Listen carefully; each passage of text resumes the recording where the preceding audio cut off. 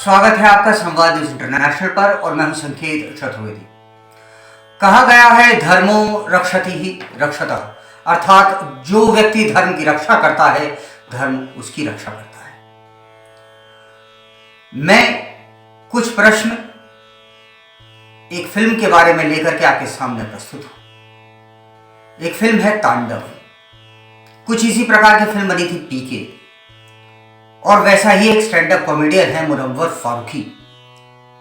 मुझे ये चीज बताइए, ये लोग हिंदू देवी देवताओं की ही मजाक क्यों उड़ाते हैं? हमारे इष्टों का ही मजाक क्यों उड़ाया जाता है? बात ये नहीं कि हम ठीक है, हम सेकुलर हैं, लेकिन बहुसंख्यक होने का अर्थ ये नहीं, धर्मनिरपेक्ष होने का अर्थ ये नहीं कि कोई हमारे इष्टों को गालियां दे और हम बैठ करके सुने।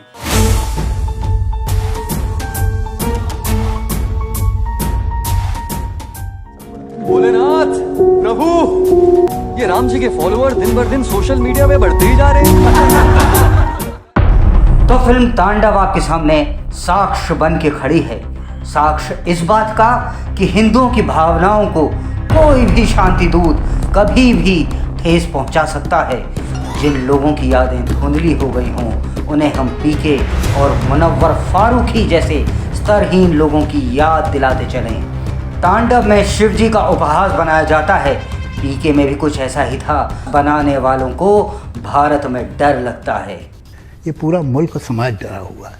ये जो पार्टियां नहीं बताती ना वो भी डरी हुई हैं। जो आम इंसान है वो डरा हुआ है। फिक्र मुझे होती है अपने बच्चों के बारे में, क्योंकि कल को उन्हें कोई अगर एक भीड़ ने घेर लिया कि तुम हिंदू हो या मुसलमान, तो उनके पास तो कोई जवाब ही नहीं होगा।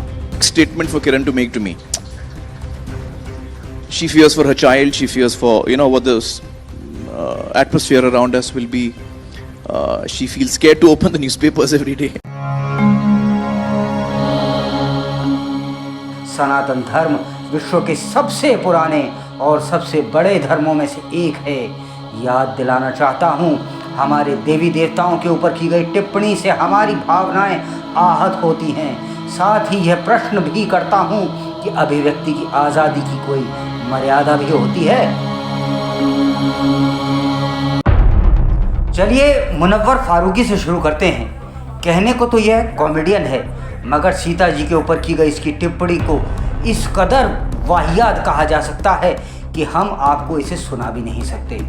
और इसकी वजह से, इस टिप्पणी की वजह से इसको अपनी आबो हवा बदलने की ज़रूरत पड़ी, जिस कारण से उसे हवालात जाना पड़ा था। कानूनी भाषा में बता दें, यह हैबिचुअल ऑफेंडर है और सड़क छाप बदतमीज से ज़्यादा कुछ नहीं।